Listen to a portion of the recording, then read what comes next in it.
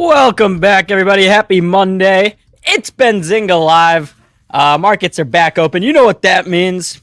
We opened higher. Looks like the markets were trying to continue the rally, but giving up some of those gains right now. We will talk about that. Some big news coming from NVIDIA. We'll talk about Tesla stock ripping higher today. Of course, AMC and GameStop ripping again. Some of the biggest news headlines of the day so far. This week should be, we're a little bit quieter on the earnings front, but we do have CPI coming out on Wednesday and then consumer sentiment on Friday. So another busy week in terms of economic data.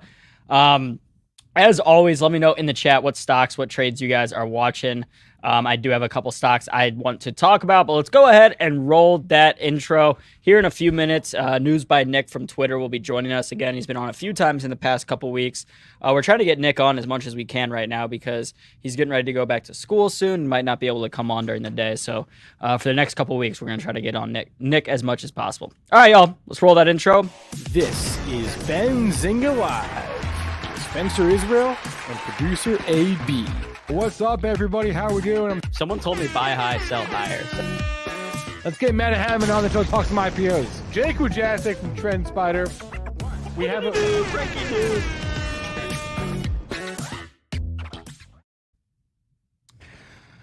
Alrighty, y'all. So for me, so far today, the biggest stock I've been watching is NVIDIA because this is one of my holdings in my long-term portfolio. Let me go ahead and get my Benzinga Pro pulled up, and we'll go run through this NVIDIA news real quick. And then, as always, if there are any stocks you guys are watching in the chat, let me know, and we'll take a run through those as well. And then, of course, also let me know how your weekend was. Let me know what the highlight of your weekend was. Did you do anything fun? Did you get out? Did you get to the beach, boat, play some golf, hang out with family? Easy Mike saying Tesla Ford may as well. All right, let me go ahead and get my BZ Pro pulled up.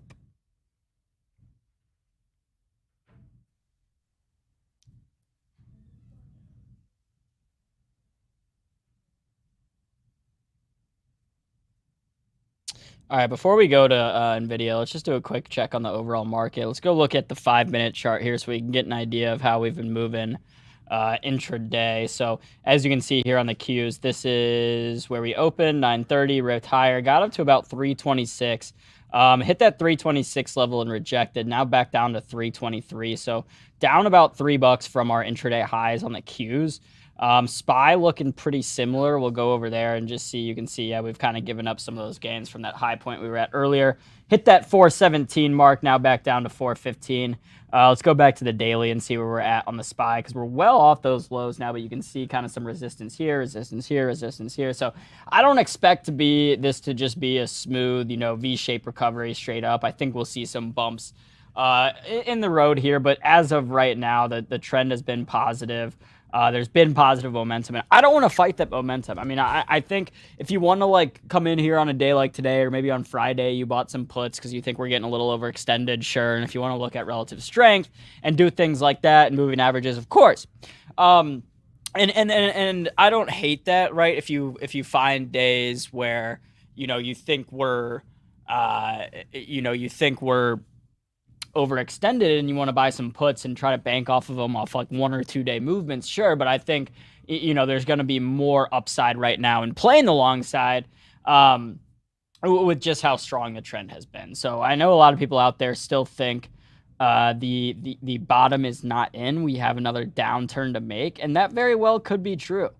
But, I'm just going to stick by that old adage of trend is your friend. You can see right here from June 17th. So now we're talking about more than about 7 weeks of price action coming up on 2 months once we get to mid-August here next week from the bottom. So once we're 2 months away from the bottom and you have a lot of data out there backing up, earnings were good, people still traveling, spending money, saying, okay, maybe we're not actually heading toward a recession. Speaking of, and this is what I was talking about last week, with these with these energy names, you really just want to if you think we're heading to a recession, then you want to stay away from this probably. stay away from energy names. If you think we aren't heading toward a recession, then these names are actually trading at a good value. Your Chevrons, your Exxon Mobils. Because if you think about it, right, it hasn't been on the demand side what's caused these prices to increase. It's been on the supply side. Demand has remained pretty steady. It's still lower in some areas than we were where we were pre-COVID. But for all intents and purposes, the demand for gas is now, between travel and people driving and whatnot, with the supply being limited going forward from Russia and Ukraine, from other issues as well, you're going to have prices remain elevated, and people are still going to be spending money. It's something like gas has a very low price elasticity. People still will buy it as the price goes up. Some goods, as you increase the price, people automatically start buying less of it. For gas, that's not one of those things. So I like some of these energy names, actually. I would like to see, looking at Chevron's chart here, I think, you've got some nice regression from the all-time highs. We went from 180 down to 154 right now. So about 15% off those highs. I wouldn't mind kind of starting a position here. You do get a nice little dividend with Chevron or ExxonMobil. And again, the bullish thesis there is just, hey, I don't think we're heading toward a recession anytime soon. Or if you want to say we were in a recession, then fine, great, sure. Then if your argument is we are or we were in a recession, then then the bullish thesis still remains. Then my thesis, then I would say, okay, well, then we're heading out of this recession. Things look okay. I think some of these names are pretty decent. Let me see. I did want to get Gas Buddy from.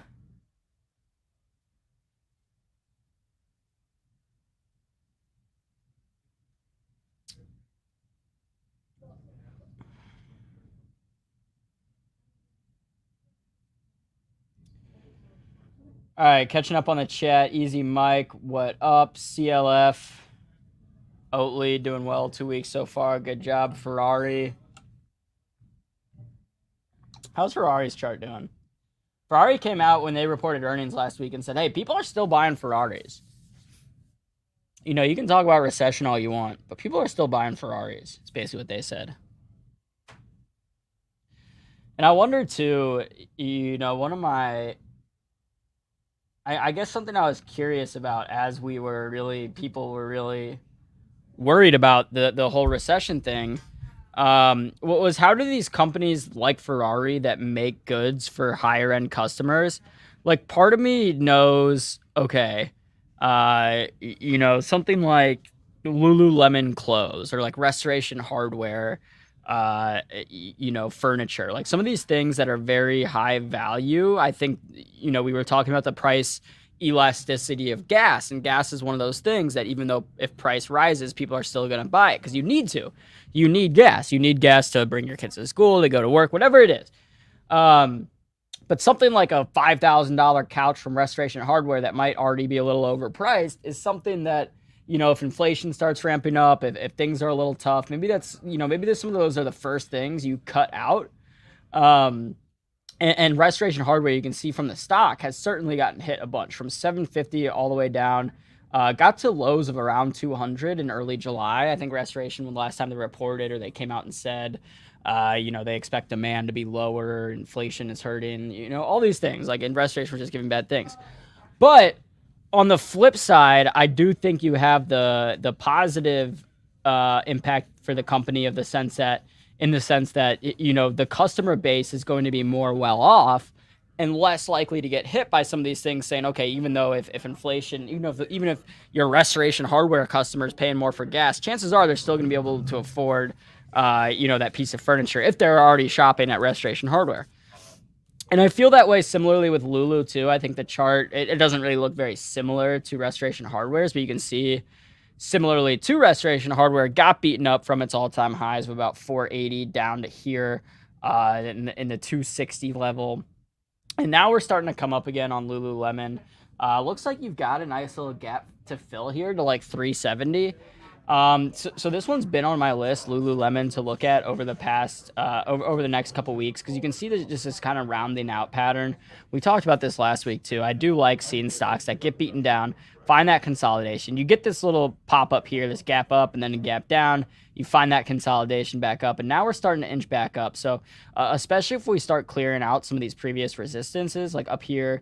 350. I think that'll be a big mark on Lulu. If we clear 350, then you got up to 365. Then honestly, if you clear this, so you've got two resistance levels here right at 400. Boom, back in December 21. Boom, April 2022. You clear that. You could be going back onto all-time highs quickly. So this is one from a technical perspective that I'm certainly looking at. And from the fundamental perspective, Lulu is certainly still expensive. You can see that forward PE of 33, higher than the S&P average. But with a company like Lululemon, with a company that has such good brand recognition and brand loyalty, you pay sometimes that premium to own that stock, to bet that it's going to continue to grow. And you had that opportunity to do so in Apple for years and years and years, where you could look at it and say, yeah, the brand's really strong. People spend money on it. People are willing to spend money on it. But, the PE is 40 or whatever. It's like, hey, that could have slowed you down from buying Apple stock 10 years ago. I'm not saying Lululemon is going to do what Apple stock has done. No, Apple is arguably, in my opinion at least, the best stock of all time. You look at it, the chart's just absolutely insane. I'm not saying Lululemon's that. I'm just saying just because it has a higher PE than the S&P average doesn't mean that I'm not interested in it. And I think historically there are a lot of cases where if you look at that and say, oh, okay, yeah, this company has a high PE, I'm not going to buy it. And then you're actually, overlooking companies that may have gotten you really great returns. Either way, chart's looking good here for Lulu. I think your biggest risk on the bear side is any more, kind of recession fears. Any news that demand is shrinking, could obviously hurt Lulu stock going forward. But as of right now, with where we stand, we've got a Lululemon right here downtown near our Detroit office, and it's still pretty packed. Like, people are still in there shopping. And that's how it seems from overall around the economy. Like, it seems like things are ticking as normal, despite recession fears, despite, inflation. People are going about their business. I don't know if we've got any baseball fans in the chat or Yankees fan in the chat, but I was... I'm from St. Louis, big Cardinals fan. We had the Yankees in town in St. Louis. And over the weekend, on Saturday, I believe, was Busch Stadium's biggest attendance day ever. More people in Busch Stadium than any day ever. And that includes World Series games. That includes the All-Star game in 2009. And so, again, I don't think that's like, oh, my God, I'm going to go buy every stock in the world because there were a lot of people at a baseball game. But come on now. Come on, how can we be in a recession and then be breaking records on attendance for summertime baseball? Like those things don't go hand in hand, right? You can't have numbers increasing week over week, traveling on TSA, jobs numbers being good, people going to sport, and then turn around and scream we're in a recession. Lulu has a trade program in now. You can trade your used Lulu for new. Hell yeah. Yeah, I think, that's one of the things that maybe, I'm not saying we overcomplicate things in the investing world, but sometimes I do think if you're looking at a stock, it can be as simple as like thinking about the company's relationships with its customers. And Lululemon is one of those companies to me that has a very strong relationship with its customers, that people know if they buy something from Lulu, if something happens to it, whatever, that it's going to be, that Lulu will take care of them. So I don't know. I see that brand strength. I see that in line with like Apple's on the technology, on the consumer standpoint. Like, I don't know. And Lulu, trust me, I get it, has competition. A lot of people have stepped in trying to make, different athleisure wear to compete with Lululemon. But I still think at the end of the day, the Lulu brand name is enough to carry it. It's the Nordstrom philosophy. I'm not familiar with that, Easy Mike, but let me know in the chat what that means. I do like me some Nordstrom, though. I can't really afford it, but it's a nice store. Got some nice gear in there. Alrighty, y'all. I do see our first guest hanging out in the background. We're going to bring my man Nicholas Brown on, News by Nick on Twitter. Like I said at the top of the show, Nick's been on with us a few times in the past couple weeks.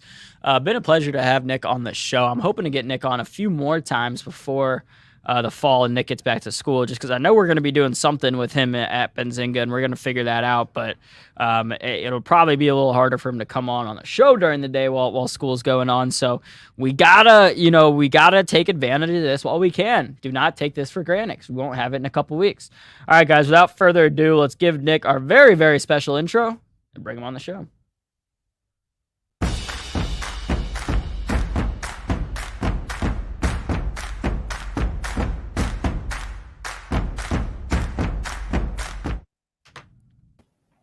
Nick, sir, how's it going? I'm good. How are you? Pretty good. Cannot complain.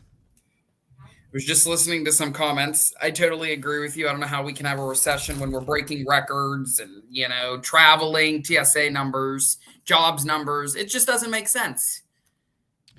Yeah, I mean, it really doesn't. I agree. And so, like, you have, I think for a while, for a few weeks, it was just really hard to look at different macro data, because you just had such conflicting viewpoints out there. Like, you had some data that did look like indicating, okay, maybe we could be heading toward a recession, but then you had other data, primarily like jobs numbers, the past 6 weeks, couple months, have remained very strong, where it's really been like, okay, maybe we're not, maybe we're okay.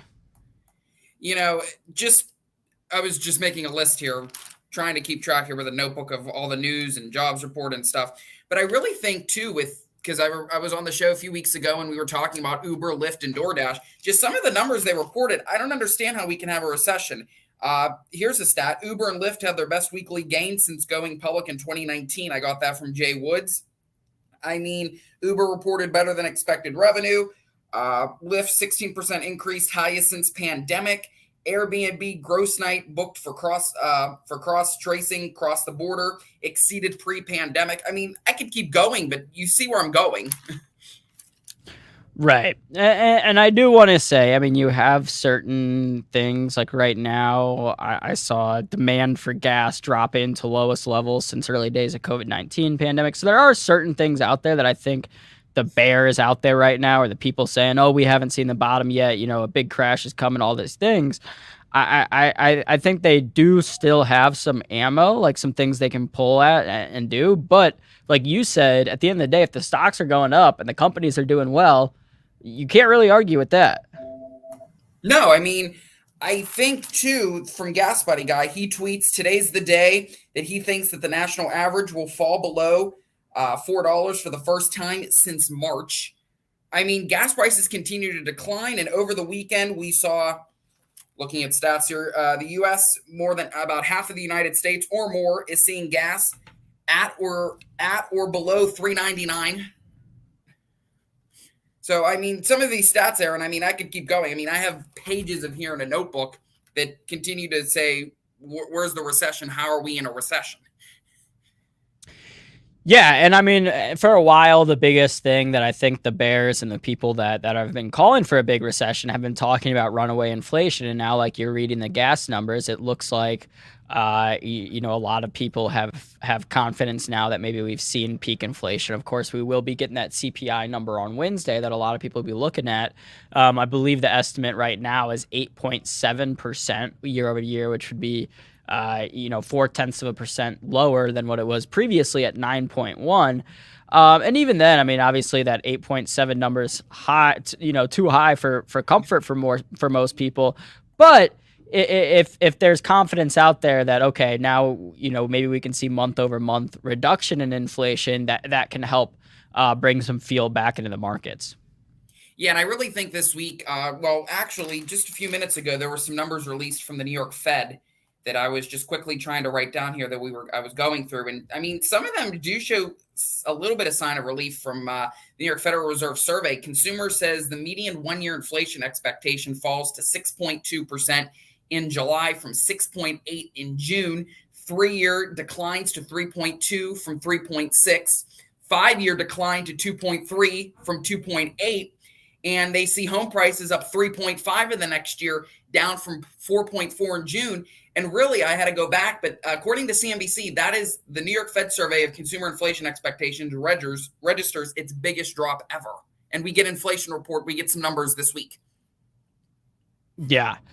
I mean, it's going to be a busy week in terms of economic data, right? And that comes as we're kind of slowing down on the earnings front. Yes, and earnings, I'm eager to hear from Disney, which reports, I believe, Tuesday or Wednesday. But I'm also ready to hear what's going to happen with the back-to-school stores. So Target, Lowe's, Dollar General, Dollar Tree, Amazon, Bed Bath & Beyond.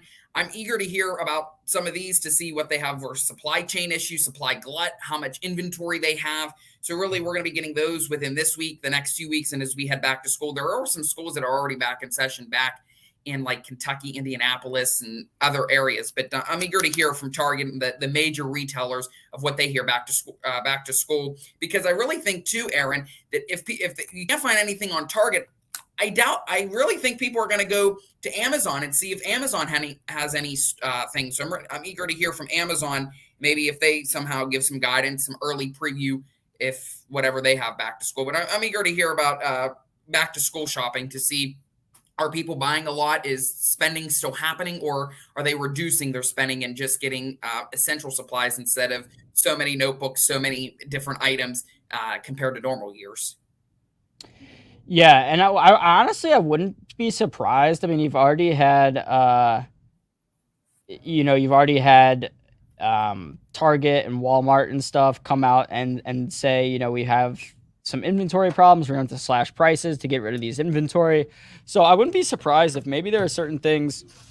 I wouldn't be surprised if, maybe not on like the actual school supplies, like pencils and stuff, but at least on like apparel. I wouldn't be surprised if there's a lot of sales and price cuts across the board there. No, and I'm waiting for something to happen. I mean, I just have a feeling here. And normally when I get a feeling, normally there's an alert sign going off somewhere. I really feel that we're going to be getting some kind of hint within the next few weeks as we look to Q3, or maybe even earlier. Because look, we had NVIDIA this morning come out saying, oh, wait a minute, well, let's put out a press release. We're not seeing what we thought we would for Q2, Q3. I really think that some here around the line here, maybe in the next few weeks, that we get some expectation that back to school really isn't going so well, or we're having more than expected supply chain issues. And I really think cuts are going to be cutting across the board. We got that Walmart release a few weeks ago, back in July, that they were cutting they were cutting some sale numbers. Oracle on Fridays laying off more employees. So we're still seeing supply chain issues. We're still seeing some cuts across the board regarding price targets from the different banks. We're also seeing sales being cut in different locations, and we're still seeing employees being laid off.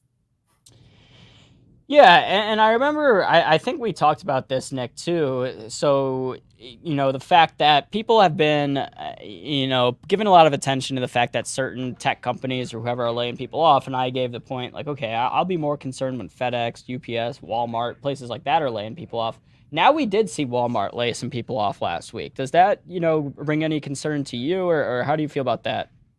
No, that does ring a little bit of a concern, even though that they're corporate employees. That still rings a little bit of a sign, because I read a piece. I don't remember where I read it this morning, that that there's a lot of companies that they think they overhired, and so now they're going to try and see what they can do to save some money that they think that recession fears are calling. But no, as we discussed that for a while, that we would be concerned once we see Walmart, FedEx. And as soon as that headline come out, I was thinking of you, and I was thinking back to our conversation, because I do think that creates something. And I don't really know how to describe it. That could create an alarm. It could create an alert, because maybe if Walmart doesn't, maybe FedEx, UPS, and different areas start laying off. It's just a matter of time, I think. Depends on inflation data. I think it depends on a lot of things. Are people really going to go continue to shop, continue to spend? I really think this inflation report this week is really going to be the main driver. Yeah. And I mean, so I guess, like, to me though, it's like, what is I almost feel like the expectation is, even though like you look at the number and it's 8.7, I feel like a lot of people are expecting it to be even lower than that. So at that point, the bar is pretty like high for this. It's not like the bar is super low. The bar is people are expecting a really good CPI number because we've seen gas prices fall every day for the past 50 days, right? And now we're seeing food prices falling too. I want to pull up a chart here. I can pull it up in a second from Bloomberg. But yeah, food prices from the UN Food and Agriculture World Food Price Index is falling at its fastest pace since October 2008. So that's the fastest pace this thing has fallen in 14 years. And it's not going to get the same attention as when food prices and gas prices are rising, obviously. But people, economists and traders and investors out there see this, and they're already thinking, okay, inflation is falling, so I'm thinking about the CPI number, and I think for the market to react positively to it, for the markets to go up off the CPI number, it's going to have to be well below that expected number. It can't just be in line. No, I think that is true because look, what we saw on Friday was we got the better than expected jobs report. And as soon as the number released, futures tanked and the 10-year treasury yields picked up. We were near 2.8, 2.9. And then as we got throughout the day, we had some commentary coming in from different banks, different researchers saying it was a better than expected jobs report. That shows some signs that the Fed could ease. We were already getting reports that, there was Fed speakers over the weekend putting out a little bit of comments saying, oh yeah, it was a better than expected jobs report, but there is no way we're still cutting rates next year. I think right now, 75 basis points is back on the table for September. I think cutting rates in 2023 is somewhat off the table compared to what the Fed speakers we had. Neil Kashkari, Daly, we had Fed Governor Fed Governor Bauman over the weekend. I think that's her name. We had some Fed speakers saying we're not cutting rates. I think 75 is back on the table. And I really think because there's still a lot of estimates saying, oh yeah, inflation is not, or the CPI report on Wednesday, not going to be anywhere near 8.7. They're thinking year over year because of the decline in gas prices, maybe 8, maybe 8.1, 8.2. I've seen some maybe even below 7. I mean, and that's, I think, I don't know if you'd have to see it below 7, but I mean, if you think about if that number, if the expectation is 8.7 and it comes in at 7, or it comes in at 8.1, or like really well below that expectation, I think we can get a positive reaction. But I think even if it's 8.6 or 8.7, or it just barely comes in line with expectation, I just wouldn't expect to see the market ripping off of that. No, I really think, because we also have some other eco data this week too that I'm watching. We have the producer price index. We have PPI on Thursday at 8:30, but then Friday, I'm watching the University of Michigan consumer sentiment at 10. I think that too is going to be important because they release the University of Michigan releases the inflation expectations. So I'm eager to hear what the University of Michigan thinks of that. But I really think Wednesday and Thursday with the core and the producer price index and core, I really think that we're going to see some numbers. I think that they're going to pull off, but I really think if the market wants to rally, if we have the bulls back in session, we're going to have to beat expectations. It just can't come in line. It just can't, a tad bit above or a tad bit below. I really think that the bulls, to win the case on Wednesday and Thursday, we're really going to have to see the number come in below 8.6, 8.7, and what the percentage is month over month. I really do think we need some kind of a number that really shows inflation is cooling, especially with the gas prices and food prices coming down. Yeah, 100%. So what about any kind of company specific news? Any headlines from specific companies you've been watching over the past few days or so?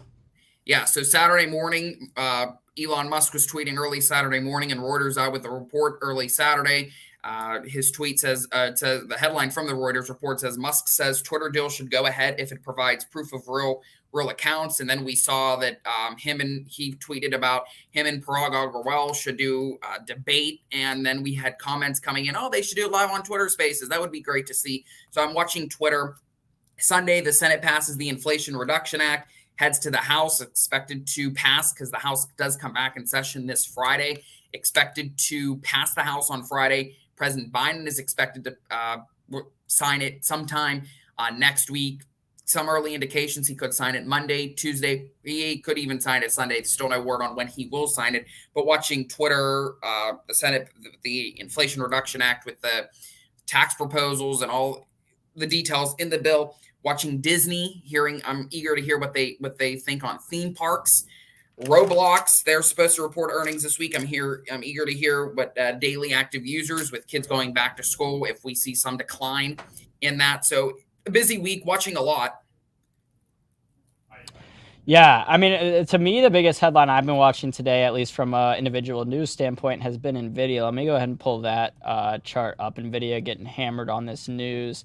Let's go to our Benzinga Pro. NVIDIA.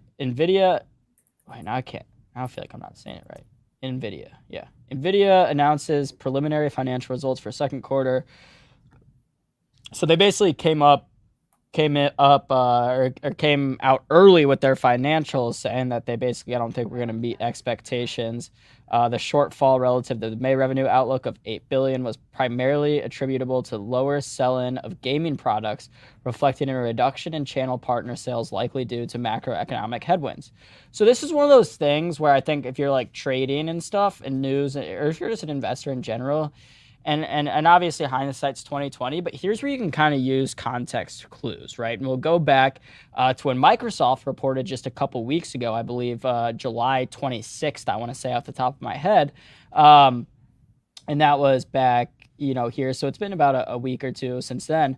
But Microsoft really gave weak guidance on their in their gaming division and in Xbox, saying, okay, look, our cloud computing was good, like these sales were good, but gaming really struggled. So that's where, I heard that and I thought across the board, it kind of makes sense, right? Gaming had a really hot run even before COVID, into COVID, got a huge tailwind. People had nothing to do, so they were gaming more, buying more Xboxes, buying more PlayStations, buying more graphics cards for NVIDIA and AMD. And now, once you buy those things, you can go a couple years without buying another one. People are playing games less. I know I talked about this on the show last week. I'm definitely playing video games less than I was like during the peak of COVID. And that's anecdotal, but across the board to my friends too. Like when I logged onto my PlayStation during COVID, I'd have 25 friends online. Now, if I open up my PlayStation, even if it's a weekend, there will be like 5 people online. So I've seen that too, where like my friends are gaming less. I didn't really do much about it in terms of I didn't go out and like buy it puts on NVIDIA or whatever, but NVIDIA is one of my long-term positions. I did trim some earlier this year, and I still love the stock. But right now, I wouldn't be surprised to see it continuing moving lower. What do you think, Nick? Yeah, I mean, look, speaking of gaming, preliminary 2Q gaming revenue, $2.04 billion, 2.048 billion, down 44% versus Q1. So I really think gaming is slowing. Same here. I mean, I was on my PlayStation and I have a lot of friends on there that connected via worldwide, and I really don't game as much. I maybe out of this whole summer since June, since really summer began, I actually have not touched my PlayStation one bit. I was avoiding gaming. I just felt, because I go online, and same with you. There's barely anybody to play with. So why would I just, play basketball and just play with not people that I normally play with? So I really avoided the gaming. I haven't gamed in a while. It's been 3, 4, 5 months since I've gamed, because I really think gaming is slowing, and with prices increasing worldwide, I really think too that people are trying to get out. Maybe they're still spending. We figured that, but I really think in the long run too, NVIDIA is going to continue to move lower, and especially with this guidance, this doesn't really excite me at all. This really wants me to move away from this kind of sector and move to another sector. You can't even hide in energy. Energy has come down too. So really, we've seen a lot of sectors getting beat up. So really, maybe we should go with the lifts, the Airbnbs. People are still going out and traveling, and airlines. So really, maybe gaming is fading away slightly, and maybe the travel names are going to open up. Yeah. How about, so speaking of the travel names, we mentioned TSA numbers looking okay. I've been watching this Jets ETF just because, as beat up as some of these airlines have gotten, it got to a point where Jets, and we're on the daily chart here, you can see you kind of started just trading sideways down here at this 1680 level, and the Jets ETF is from U.S. Global Funds, basically all the major U.S. airlines, and also some different airline manufacturers like Boeing and Airbus, obviously. But either way, this thing's been moving really nicely. You can see here the past 2 weeks you have this nice move from 16 up to 18. And I think some people might look at this and say, okay, I already missed this move, I'm not interested. But looking at the chart, I mean, you can still see we're very much beaten down here. I mean, I don't know. Like, I don't think airlines historically have been great stocks to own, but I think at some point, this thing's super cheap and saying, all right, I know these airline companies aren't going anywhere, right? They're still going to be around. Yeah, but matter of fact, today the CEO of JetBlue, Robin Hayes, told BBC that, quote, I now need to overhire just to keep the number I need. With COVID, we lost a lot of experienced people and your attrition is much higher. You're hiring people, but then they're leaving more quickly. So you then have to adjust your hiring plan, end quote. I really think the headline is, I now need to overhire. Now these companies that were really laying off, the airlines especially, I now think that they're going to really come out and say, we need to hire. We need to continue to hire, just because look at the Jets ETF. It's been beaten up badly. And you see the little spike there. Now it's trying to inch up just a little bit. I really think travel is the season comes to an end. I really think a lot of people are COVID vaccinated.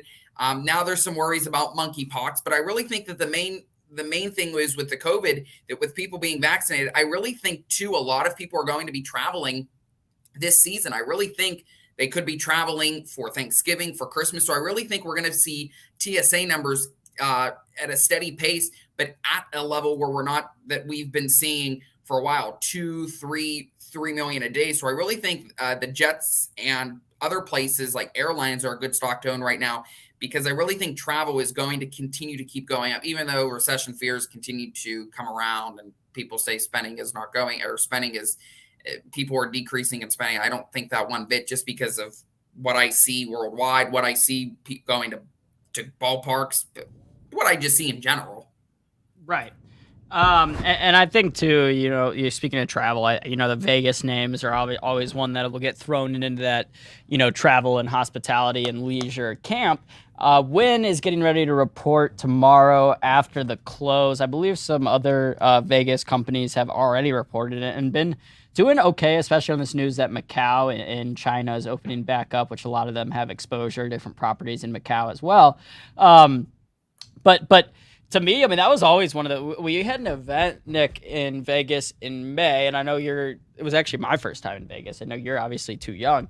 But we had an event there, a trading event, and maybe some people in the chat were there. And it was just so funny because right in May, and I'll pull up the SPY chart, kind of show people where we were at when we were having this conference right here. So at the time, it was new all-time lows, and it was like recession this, recession that. And we went to Vegas, and everywhere was packed. And it's like people are gambling money, people are on the airplanes, people are in the hotels. It's like, all right, I guess all of these thousands and thousands of people didn't get the memo that all these people on FinTwit are talking about a recession. And it's like, I think people need to realize that it's like, if you're trading and you're on your computer all the time and you're on Twitter and you follow all these people, like, what you're seeing people post isn't always, real life. Like, you got to go outside, you got to see, and just because the 500 people you follow are all bearish and saying you're going to see a recession doesn't mean people aren't out there aren't spending money. So, I like kind of having a plethora of different voices I listen to and sources, because I'll have, I'll go through my Twitter feed and I'll have bullish people, I'll have bearish people, and it leaves me being able to look at the different data and make an informed decision. Now, I really think a lot of people that the memo that they're seeing is recession fears. I think it's going in one ear and out the other. Yeah, I'm not following that. I don't think we're getting a recession. Half these people probably don't even know what a recession is, or they do, and they're like, yeah, I don't believe it's happening. So to your point, I really think a lot of people are spending. And so, I mean, I live in a somewhat decent community, but when I traveled to New York, for example, spending was happening everywhere. So I don't know how we can continue to say recession fears are coming. Are these people getting the memo, or what's happening? I really don't think, and I could be wrong, I could be right.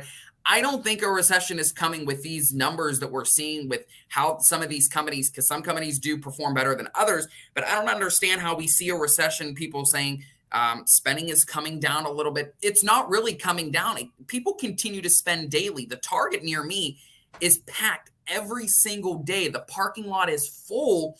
And again, spending, I don't know how spending is coming in light or spending is slowing down. I mean, spending is happening outside my window. Right. Yeah, no, and I mean, and it's going to be one of those things where it's obviously a lot of the data and numbers we look at end up being kind of lagging indicators, right? We'll look at CPI from July now in mid-August. So it's like, all right, the numbers we're looking at for last month aren't even the same numbers that we're seeing that consumers are paying today. So at the end of the day, you got to like remember that most things you're seeing are things looking back in the rear view, where the market cares more about what's going on through the windshield in front of you on the road. So basically all the different CPI, numbers, whatever, that's all things that if you think about, if you're driving, that you're seeing in the rear view mirror, where the market really cares about what's through the windshield. So you got to be able to look at both and be able to figure out, okay, what are these numbers that are lagging indicators? What can they help me make informed decisions about maybe what's going to happen, down the road? And at the end of the day, none of us have crystal balls. None of us know the future. The only thing we can really do as investors is take in the information that we have out there available to us and then try to make those informed decisions. Well, unless you have Benzinga Pro, then you do have a crystal ball, really. Because look, really, the charts you can do a lot with Benzinga Pro. You can look, but you have to look internally, and that's what Benzinga Pro does. You can view the chart and make it out for yourself what's really going to happen. And a lot of people say past performance is no guarantee of future results. That's accurate, but really, patterns are a common theme. And patterns continue to evolve. And look, I was looking at an S&P chart via Helene Meisler over the weekend. She posted a chart of the S&P 500 back in 01 compared to 02. And there was like this theme. We saw some new highs, then we got down low again. We were making new lows, and now we're trying to get back to new highs, 3-month, 4-month highs, and then we're going to trough off again. So really, you have to look internally, and you have to, because over the weekend I asked on Twitter, I said, any charts you want me to post on Twitter, go ahead, let them know in my feed. And I got a bunch of them. And, it's just drawing the lines, I drew some of the high to low point. And really, you have to follow the theme. There were a lot of charts that look similar, even though they were in different industries. You have to look internally and look just beyond the news. You have to look at the charts to see, really, is the stock going to continue higher from here? Is the stock going to continue lower from here? Is it going to hold? And then you have banks come out with the different research notes saying, there's research notes. There's always a bearish and a bullish. I mean, at one point there were more. For every bearish note, there was probably one bullish note. That was back in June when we made those new lows. And now we're getting to the point where on Stifel, I believe, raised their S&P 500 target on Friday to 4,400 from 4,200. Yeah, honestly, let me go ahead and pull Stifel's chart up. I haven't checked out Stifel in a while because this is one of those, it's a smaller investment bank or smaller name in the banking space, but it's kind of, you really don't usually associate different financial names with growth. But to me, Stifel is kind of one of those sneaky potential growthy plays within finance. And I know you weren't talking about Stifel stock, but right when you said Stifel, it kind of made me think, I haven't checked out Stifel stock in a while. No, and I think too, because again, we're getting these alerts where the S&P 500 is back to near like 4150, 4145.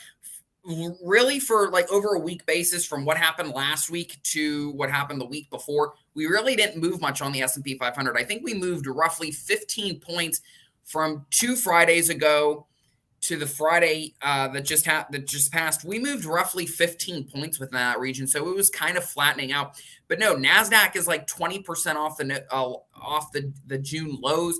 I really think too that even though, again, people and chartists say past performance is no guarantee of future results, yeah, but you also have to look at the themes and the patterns that's happening too. I think Lizanne Saunders from Charles Schwab, she posts a ton of charts every morning, and they're really good charts. I encourage you guys to look at them. She posts them from 5:30 to 7:30 in the morning or later. It depends on her time frame. But no, she posts a lot of charts in the morning that really catch my interest, because she posts about the transport with the Los Angeles and the shipping containers continuing to go down. She posts a lot of charts, and that's where I got that who line. is this on? Who is this on Twitter? Liz Ann Saunders from Charles Schwab. She posts a lot of charts in the morning that really indicate, and she got that line, past performance is no guarantee of future results. Yeah, but when she posts those charts, you can see themes and common themes and patterns in the morning. And again, from Helene Meisler over at The Street, the S&P 500 is in like this phase where it's following the same pattern from where it was in 2001 to where it is now. It's a common theme. Again, past performance is no guarantee of future results, but you should always look at themes and try drawing the lines, as I was doing over the weekend with different charts. Yeah, and it's interesting you bring that up. I know I saw a big kind of argument on FinTwit with some different people. Someone had superimposed the S&P 500 chart today over, I believe, the 08, 09 one, and showed some similarities. But basically saying, we got a long ways to go, and a bunch of people that are actually like hedge fund managers and whatnot, people that manage millions and even billions of dollars, came in saying this chart really has no, statistical importance, like, doesn't really mean anything. So it sparked this whole debate of saying, are recognizing these patterns that may look like charts from 20 years ago, are they applicable or are they not?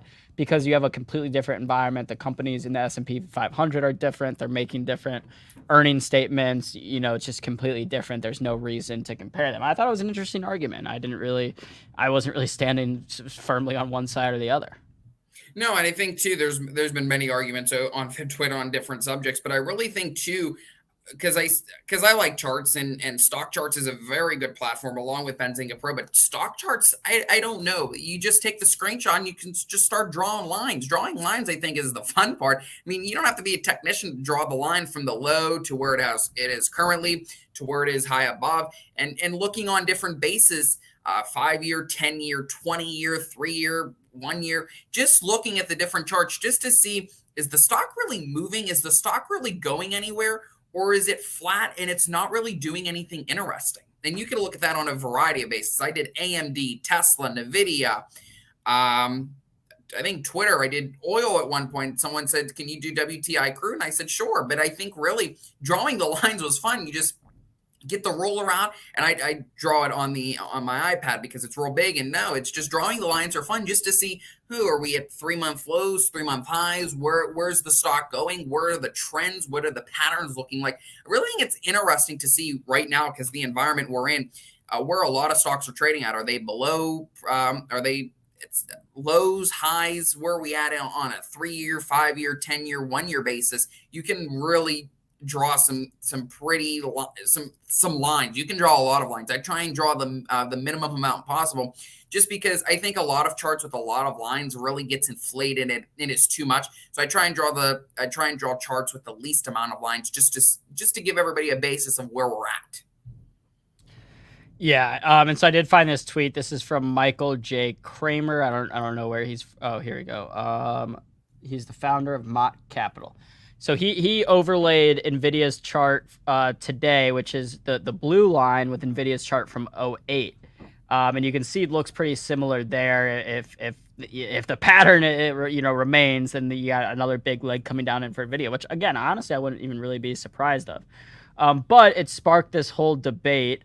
And then this guy, Alex Gurko, he is the founder of XTX Markets and actually manages like billions and billions of dollars. I actually wasn't too familiar with Alex Gurko, but started researching into him after this Twitter thread. And it basically got into this whole like contentious thing saying, this guy, Ben Eifert, was saying this chart contains no informational value. He says, I'm sorry you don't understand the basics of pattern recognition.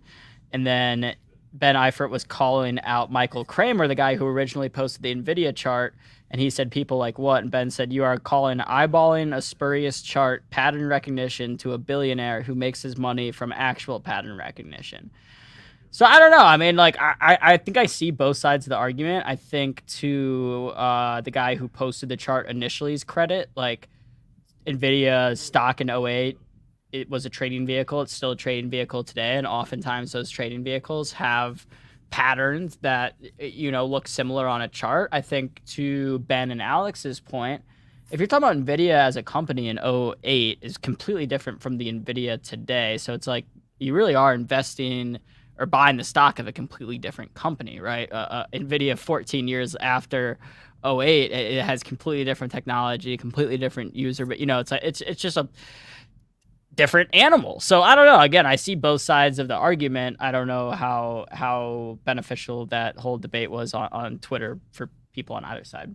No, I think really from the environment back at '01 or '08, whenever you want to compare it to now, is a very different environment because a lot of these have new technologies. I mean, look, I remember when Twitter went public and just seeing the on this day and from what it was then to what it was now is like, wait, that was Twitter back in whenever it launched. I don't remember the date. Like that was Twitter compared to what it is now. And you could compare that with any company. That was Facebook for when it first went public.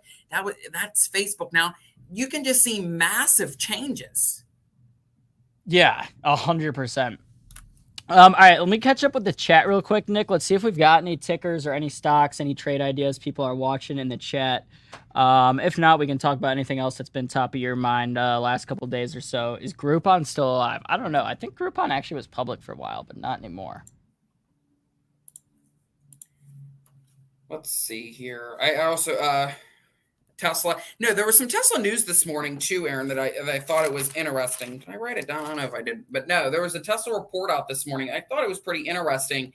It says, or Ford too, that there were some companies that are with the chip making and the CEOs and stuff.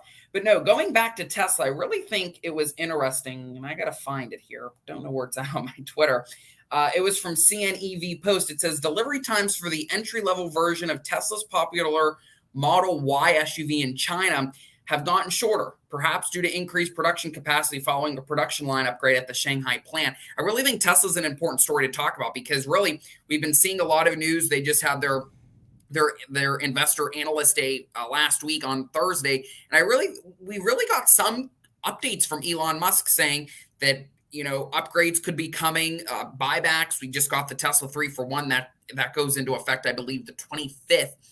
Then with the stock split. But I really think, too, that these upgrades in these Tesla models, because there's still a lot of people on Twitter, on FinTwin, on at least through my feed saying, I'm still waiting for this Tesla model I ordered 6 to 12 months ago. I'm still waiting. I don't know when it's going to be here. But then when they look at the upgrades from the different plants, they say, oh, maybe wait times are going to be coming down. And we just got that report this morning that the Model Y is seeing there's some kind of hint from the Tesla post on their page that wait times are coming down. I really think that's important because we're still seeing supply chain issues. We're still seeing the gluts in inventory. We're still waiting for so many different EVs. This is not the time right now, guys, to buy a car or buy whatever you want because of so many issues.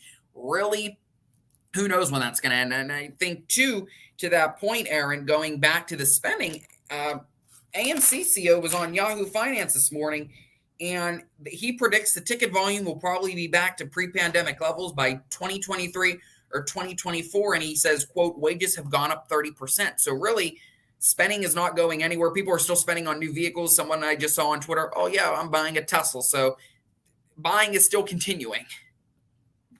Yeah, and Tesla stock, and here, let me get it pulled back up on Benzinga Pro.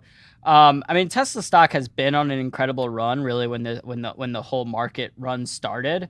But I really I think I was bearish on Tesla for a while. I actually sold it before, kind of up here in. Whoa, wait, this is not Tesla. This is Stiefel. Sorry. I sold it I know we got to lows of about 630. I sold some here, so we kept dropping from where I sold it from, but now we're higher from where I sold it from. So I'm beating myself up for selling it. But I really think I just don't think anything's going to slow Tesla stock down from here. I've completely flipped on this in the past month or so, where I'm still, I think, long-term, not long-term bearish on Tesla, but I do think it's overvalued, the stock is. And I think in the long term, I wouldn't be surprised to see it come back down to a more realistic valuation. But in the short term, I'm pretty bullish on this thing. No, I think a lot of people are bullish too, and I'm even bullish as a news person just because of all the updates we've recently gotten from Elon Musk. From that, that buybacks could still be coming. The AI robot they were talking about, a robot. The models continue to improve. Different plants continue to come, and there's different upgrades. I really think Tesla is going to be a good stock in the long run, just because of what Elon Musk is doing now. If he decides to buy Twitter, I'm not really sure how that's going to affect Tesla. If he's going to put his full time in Twitter, full time in Tesla, I don't really know how that's going to play out. We're just going to have to wait to October 17th through the 21st to see what the verdict is, to see what happens with the whole Tesla and Twitter and with the whole Twitter drama. Yeah, 100%. I think a lot of people are still worried that he might end up having to sell more shares to get that Twitter deal done. But of course, that court case is ongoing. If you do want to stay up to date with all the most recent news of the Twitter lawsuit, sign up for a free trial of Benzinga Pro, pro.benzinga.com. No credit card or anything needed. You can see right here. I go to Twitter, I go to news. You get all of these, exclusive headlines. And so I don't know. I mean, I think I really, honestly, that's what I should do. I should get a legal expert on to kind of talk about this Tesla Twitter court case, because I think there are parts to it that I understand, and then I think there are obviously parts that I don't. And I think talking to a lawyer about it would be good. No, somewhat agree. I mean, just the whole scheme of different things, because we've seen a lot of headlines come out saying that, oh yeah, he's going to have to buy it, but he's going to have to sell this. There's so many moving parts because really no one really knows what's going to happen. There's already implications. Oh yeah, who this judge is. She's going to make him buy it. I don't know about that. We're really going to have to see, because I think the legal experts too, to some point, don't really have an idea, because there's a lot of moving parts to this story, and how complicated it is with the shares and the different aspects of it, what the different clauses say. Does he really have to buy it? Can he just back out? There's a lot of moving parts that I think legal analysts are saying, I'm not real sure on that. I'm not going to really comment on that really till I know the full story or what the judge says. Yeah, I mean, again, like I'd be remiss to talk about or act like I knew, enough to talk about what's going to happen in the Delaware court system. So it is what it is. No, yeah, that's true. I mean, we're just going to have to wait till October instead of speculating. Well, I mean, we can still speculate, but I'm eager to hear about the trial, 17th through the 21st. And, it's going to be interesting, but you can follow the Chancery Daily on Twitter. Whenever they had the hearing for when the date was going to be set, they had someone running the live feed and providing live updates. So the Chancery Daily is surely going to be a good account to follow for the live updates. And still waiting to hear, because we did know that the judge tested positive. Are there going to be people allowed in the courtroom, like reporters, for this? So we're really going to have to see for that, because if there are, then that there's going to be a lot of tweets on Twitter through FinTwit of people tweeting. So we're going to really have to see what the rules are. Are there going to be people in the courtroom? I haven't seen anything yet. Going to have to probably do a little bit of a dig deeper into that, maybe see what's going to happen. But I mean, if it is, I mean, Aaron, you should probably you'll be the perfect fit to be in the courtroom, to be that reporter. Well, I appreciate it. I'll try my best. Well, Nick, it seems like the chat's a little slow right now. I'm not seeing any tickers or any news items anyone wants to talk about in the chat. So unless you've got anything else on the top of your mind, I'll let you go ahead and run for today. But like I said, I'd like to get you back on as much as we can over the next few weeks, because we probably won't be able to once you start school, or at least as much. True, but I do have a lot of days off. I was looking at the year calendar this week through over the weekend, but there's a lot of days off November, or for December, for Christmas. So I'll be able to fit in. Fridays is going to be real tight, because I am done at get home about 12:45. So I may have to do a Zoom, like call in. I mean, but no, there is a report here circulating from Bloomberg. I'm seeing on my screen. Wholesale Foods is building plant-based wellness chain. And there are some reports here that Whole Foods Mackey is building plant-based wellness chains. And there are also some reports Mackey is set to retire as Whole Foods chief in September. So there's some news on that. Going to watch that. Going to watch the the numbers this week for CPI. It's gonna be a busy week. It's gonna be in buckle up mode if you're not already buckled up for the retail earnings that are going to still kick off, for CPI, the University of Michigan survey. There's a lot going on as we wind down earnings season. We just look to the macro data. Yep, exactly. It's like as soon as we get the earnings data slowing down, we've got more economic data coming out. Like we mentioned, Nick, Wednesday will be the CPI print. A lot of eyes on that. Then on Friday, you have the UMich consumer sentiment survey. So a lot of good things we'll be looking at in terms of economic data being released before the market opens this week. You also do have a few more earnings names. I know you've got Roblox this week. Let me go ahead and read some of the other names we've got reporting. I can just go ahead and share it on Twitter. 'Cause no huge names, I don't really think anymore. I think a lot of the biggest names, the names that really get people excited, are off the board, but still some. So let's go ahead and get that tab pulled up from Twitter. You can go ahead and find this on Benzinga's Twitter. By the way, we on Benzinga's Twitter are at 249,000 followers. So we're like less than 1,000 away from 250. So if you don't follow us on Twitter now, you should do so because we are going to do a giveaway.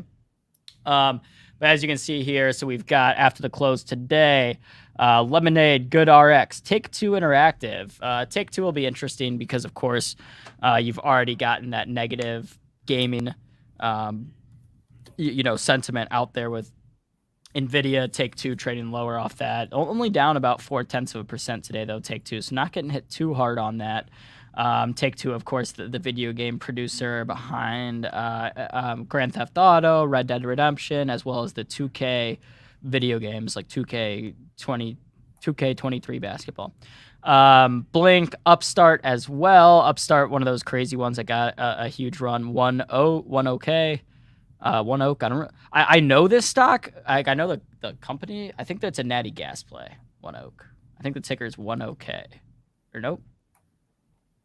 I don't know about that, but Twilio, that was a story. I don't know if you saw that, Aaron, about Twilio being hacked.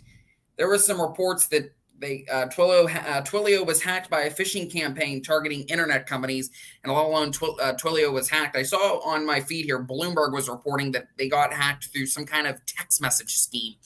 So that's going to be a play to watch to see what happens from that. Yeah.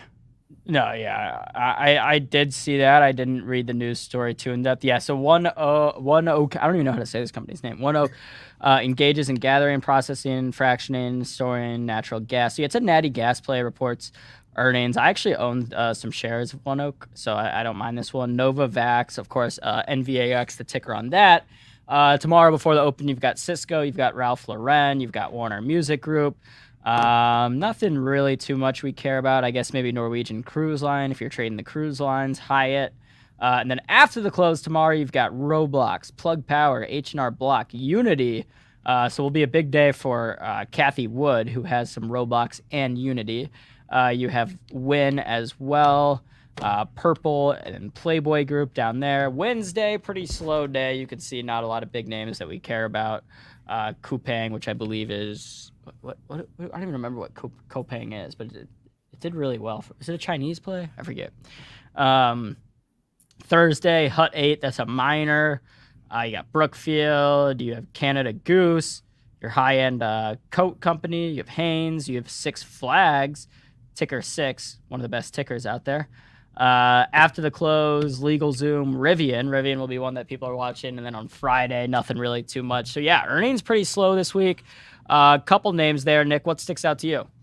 Disney. I saw someone chatting about that in the chat. I'm watching Disney to see on theme parks, Disney Plus to see what they're saying on the movie side, what's happening with Disney Plus. So really watching Disney 2 EPS revenue, what they see on the theme parks, are they going to give any guidance to what's going to happen in the future quarters? Going to be watching Disney, going to be watching the cruise lines, going to be watching Rivian 2, Coinbase.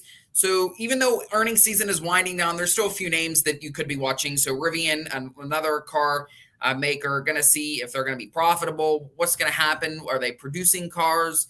Disney on the streaming platform, Parks platform, and then cruise lines with Norwegian.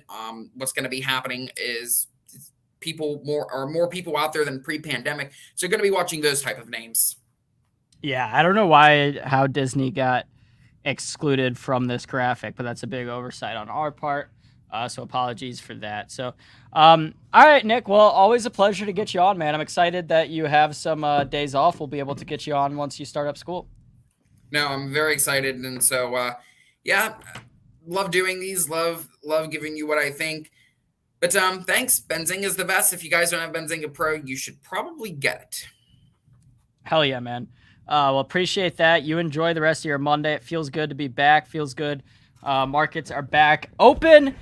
So everyone smash the like for Nick. Go ahead and give Nick a follow on Twitter. I'll drop that Twitter in the chat if you don't follow him already. News by Nick. Great follow on Twitter again if you aren't already. Well, thanks, guys, and have a good one. And stay safe, stay healthy, and look for news on Benzinga. Look for mine on Twitter, and make sure you guys give Aaron a follow. Let's get him up to, I think, near 1,000 followers. Let's get to Aaron. Let's give Aaron. Let's see if we can get to 1,000 followers. Hey, let's try. I appreciate that, Nick. Maybe a few more tweets interacting with you on Twitter with your 5,000 followers will get me there. Anything is possible. I mean, anything is possible. Yeah, anything is possible. Thanks. All right, of course. All right, guys, that was Nick Brown. Go ahead and give him a follow. News by Nick on Twitter. Drop that link in the chat. Love talking to Nick. Always great to have him on. I see MD in the chat talking about DTNB. Let me go ahead and get my Benzinga Pro pulled back up. I don't know if I'm really familiar with this one, but one of the best parts about Benzinga Pro is I can pull up a stock that I have no clue what it is and figure out what they do and how I feel about the stock pretty damn quickly. Well, unless it's not in here. DTNB. Is it like a, what is this? DTNB, is it a crypto? Is it a drug? Oh. I thought it was a stock. I thought you were saying buy, like the other kind of buy. Like that kind of buy. All right, folks, let's go back to NVIDIA real quick. This has been, the biggest thing I've been watching today, down 8%. So you've got, the rare case with NVIDIA where you have kind of, negative and positive headlines happening at the same time.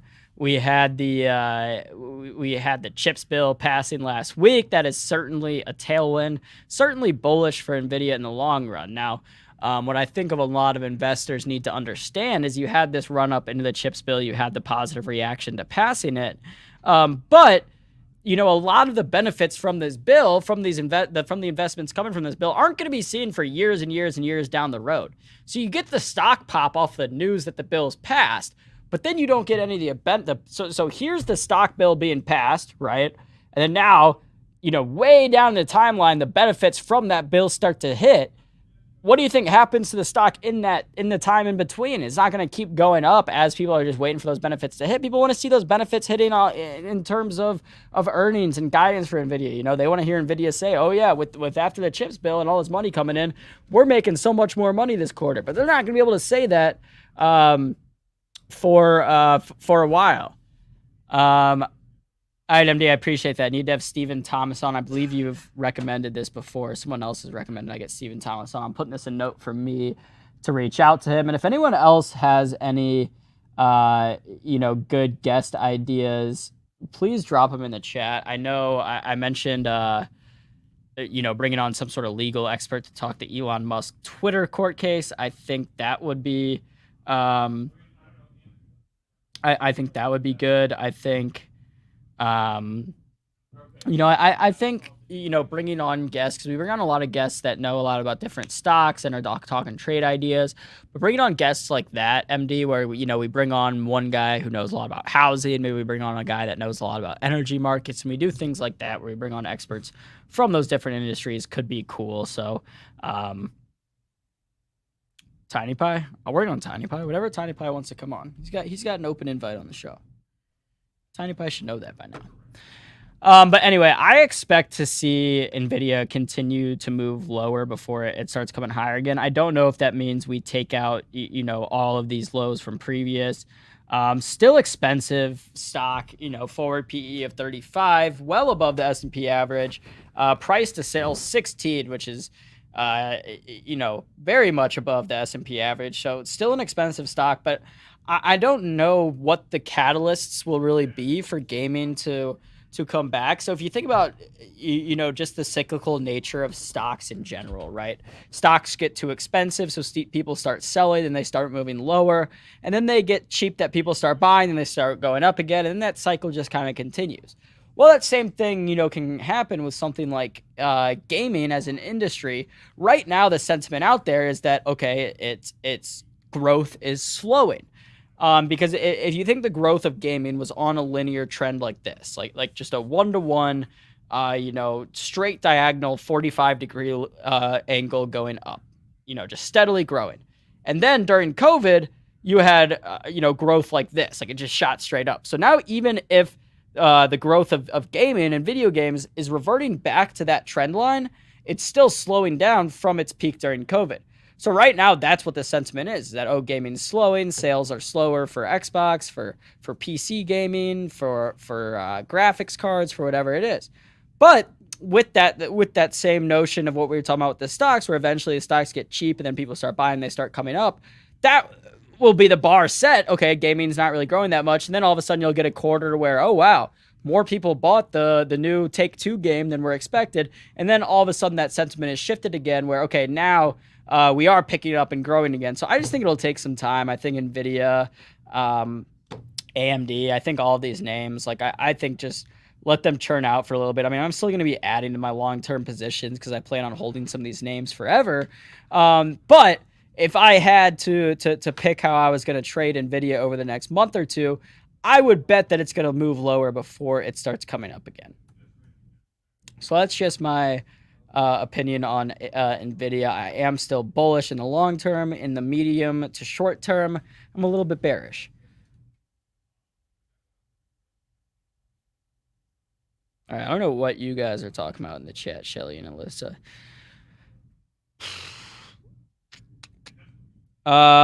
Other news out there. Oh, we haven't talked to AMC and GameStop yet today. So I don't know if any of y'all are still out there trading AMC and GameStop. Let's go to a 5-minute chart here because we got our initial pump up in the morning.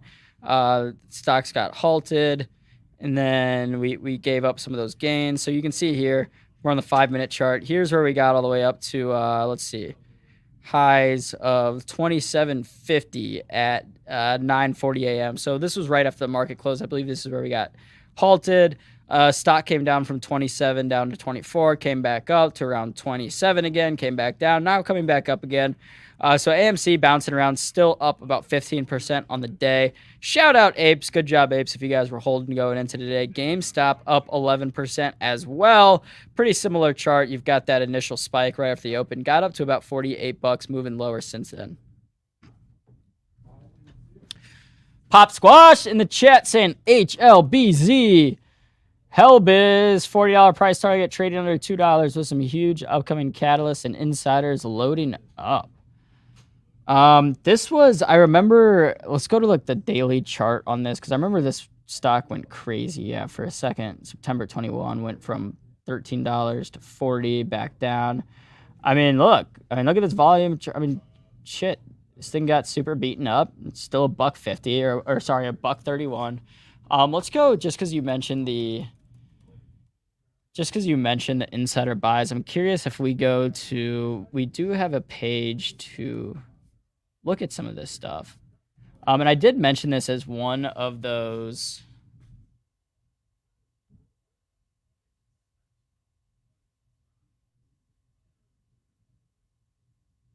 So yeah, I mean, I did talk about this the other week where I think on general, and I forget who exactly shared this information, but basically that insider buys have finally started outpacing insider sells for the first time really since COVID. So basically insiders started selling when companies' stocks got higher during the COVID peak, and people started net selling from an insider standpoint rather than net buying. And that was really the case from overall until about a few months ago. So here you can see HLBZ CEO Salvatore Palella has been adding over the past, so July 20th, a couple weeks ago, about $200,000 worth, $2 million worth a few weeks before that, at 99 cents, at 62 cents, at $1.50. So we're at about $1.30 right now.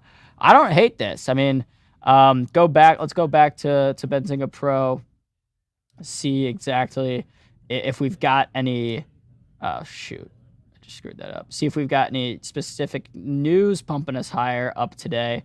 Or if it's maybe just a more technical move. I do think you have some of these names that have gotten so beaten up. Several shares of companies in the broader industrial space are trading higher amid overall market strength. Oh, so from the bill passed, they're saying. So Helbiz provides electric micro-mobility services. The company offers a diverse suite of e-scooters. Yeah, that's right. So this is, they make like the Bird scooter. I don't think they actually make Birds because that's their own stock, but this is like a Birds competitor. How's Birds Group doing, by the way? I mean, this chart, I don't know if you can find me a more ugly chart than this one, sir. All right, what's up with all these people in the chat?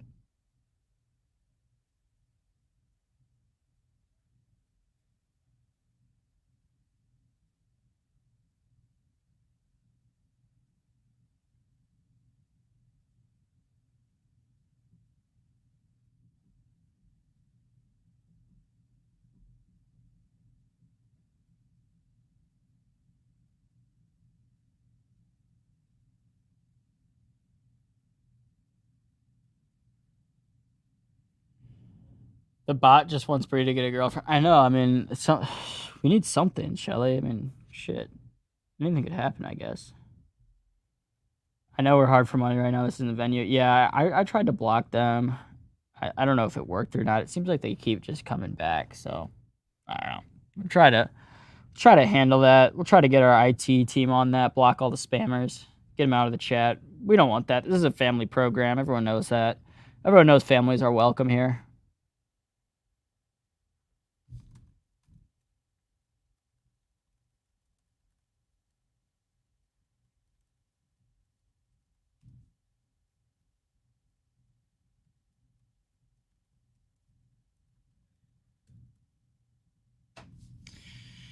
All right, guys. Sorry about that. I was just catching up on the chat. All good, Lord Byron. Appreciate all y'all that are always hanging out in the chat. Please smash the like today if y'all haven't already. And grab me some tickers if you want to check them out in the chat. We just checked out Helbiz. Let's go check out SPY and Qs just because I do believe we've been moving lower. Right now we're in the red on SPY, but barely. Pretty flat for the SPY today. Q's pretty similar over there, down about 0.2% max. So pretty quiet day, I'd say, overall. It'll be interesting to see if some of this strength kind of picks back up and continues in the afternoon, or if we're just in tune for kind of one of these sleepy Mondays where not much is going on.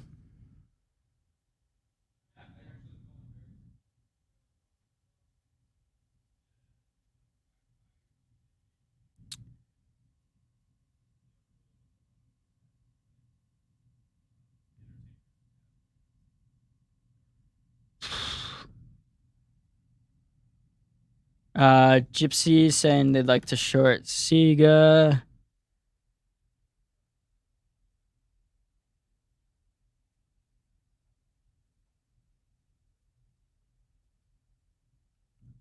Sega's one that's run a lot from the monkeypox.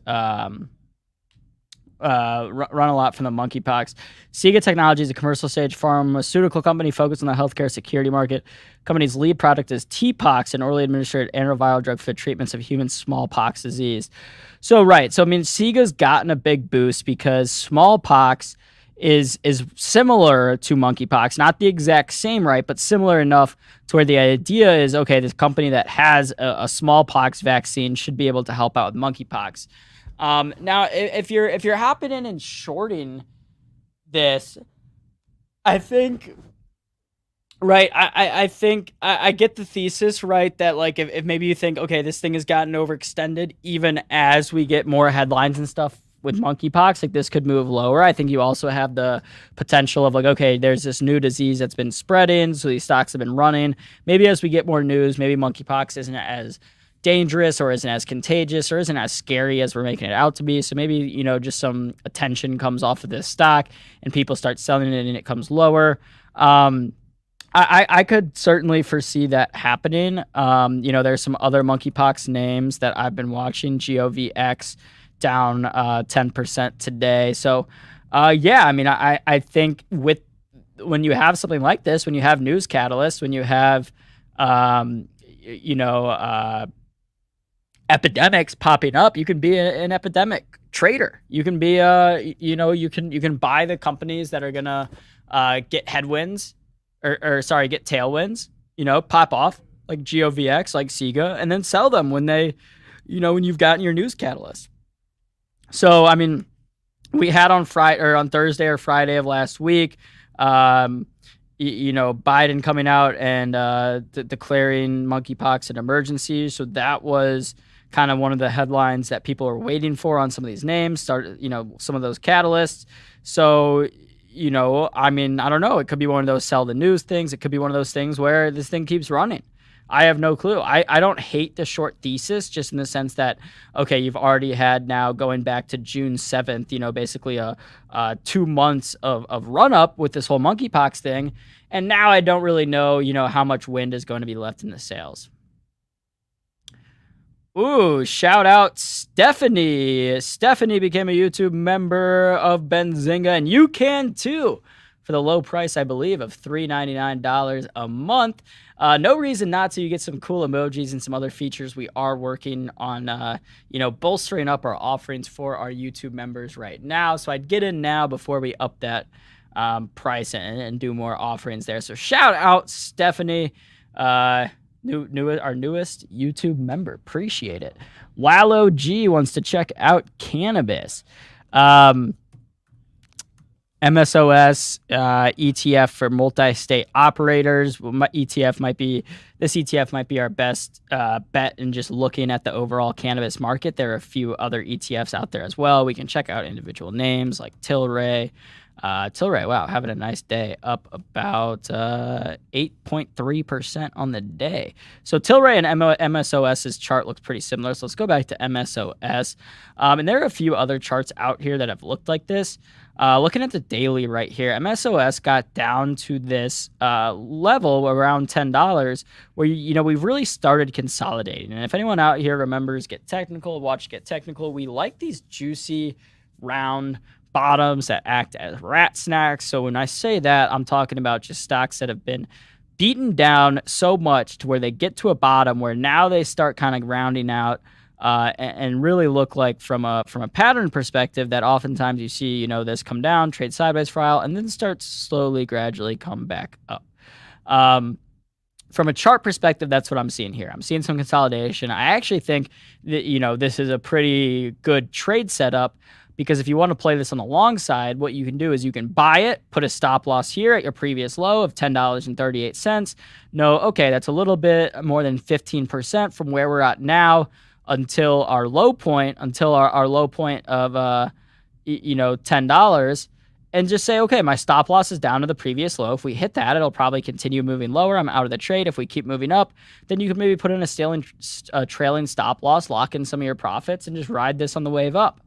I will say about, you know, cannabis investing in general right now, I think, and I've said this a lot on the show before too, as an investor, being early is really the same thing as being wrong, right? You know, if you buy a stock and it goes from $10 to $1, and whether you sell it or not, right, you're still down 90%. So if in 10 years that stock then goes back from $1 to 20 and you would have been up 100% from your initial $10 gain, great.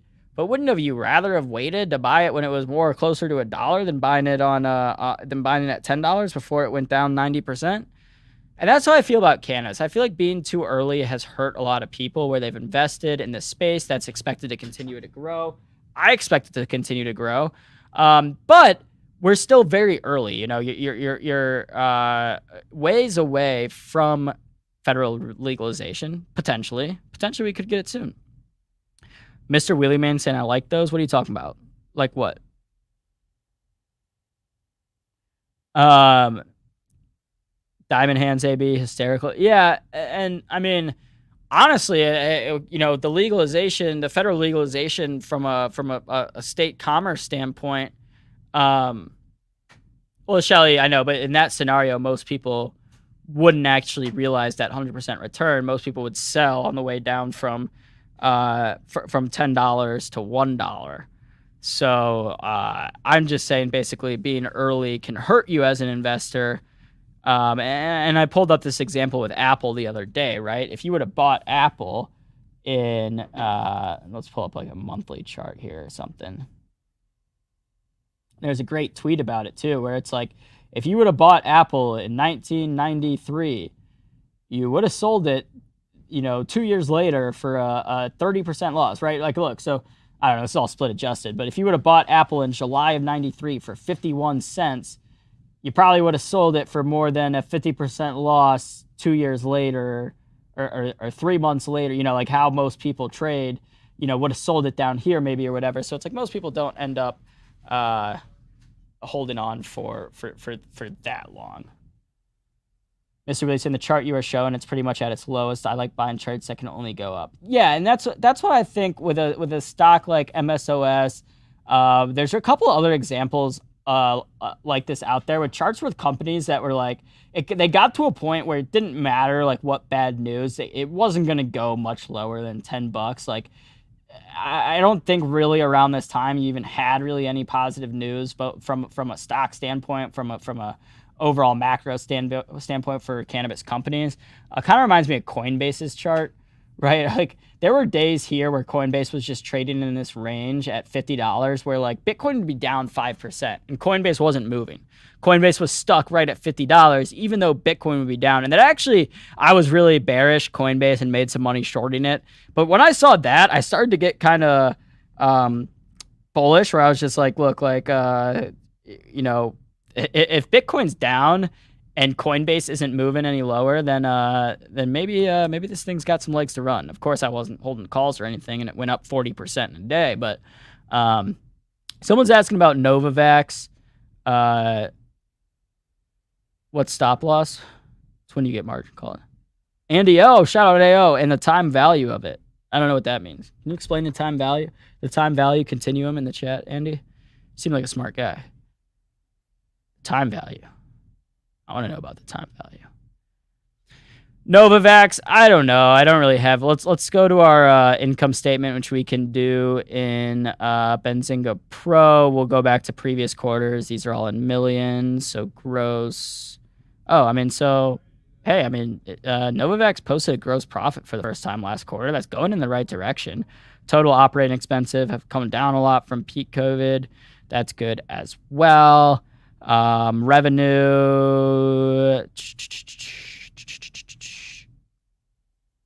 I don't know. I mean, shit. If you're bullish Novavax, send it. I don't know what to say. I don't know what they're gonna say. I'll say this. The one thing I'd be worried about playing this on the long side. Do I wish I didn't sell my Tesla shares when I did? Yeah, I mean, in hindsight, like, I wouldn't have sold my Tesla shares at $650 when the stock's trading at $900, right? Like, I think in hindsight, yeah, I'd rather sell it today for 900 instead of a month and a half ago with 65. But I think when I sold that, I even said that. I was like, look, I know this thing can go up. I know this thing can go from $650 a share to $1,300 easy and be up 100%. I still think I'd be okay with it. I am still okay with it. Time value of money. $100 is, oh, wow, Shelly. So true. Rule of 72. That's a good one. Yeah, see, I mean, Andrew, I do, I mean, I'm not going to buy Tesla back up here, though. I was talking about Tesla earlier. Like, I still think it's overvalued. I still think the stock's going to go up before it comes back down, but it still doesn't mean I think it's overvalued. I mean, look at the forward PE 73, price to sales 14. Like, this thing is still way overvalued to me. I don't know. I mean, thing can go up $1,500. Will I be wrong for selling it at $650? Sure, of course. I have other stocks that are going up. My portfolio's, I don't know. But yeah, Andrew, to answer your question, I do regret that. I do wish I had those Tesla shares still.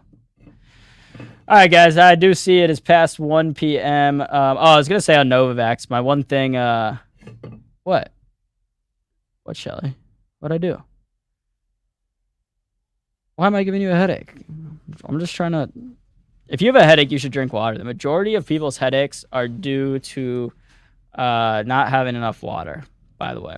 What I was going to say about Novavax, just as we're wrapping up, the one thing that would scare me about playing into the long side is if they say, okay, yeah, our numbers were great for last quarter. We had good numbers. We had good sales. We had good revenue. But going forward, we're not going to do as many COVID shots, so we don't expect our numbers to be good. That'd be the one thing that would scare me with Novavax is potentially their forward guidance. I expect their numbers for their past quarter to be fine. All right, guys, that'll be a wrap for us today. We do have Money Mitch coming up right now, so stay tuned, and Mitch will take you through all the biggest headlines, which stocks are moving. If you've got stocks you want to check out, make sure to drop them in the chat with Mitch. Here we go.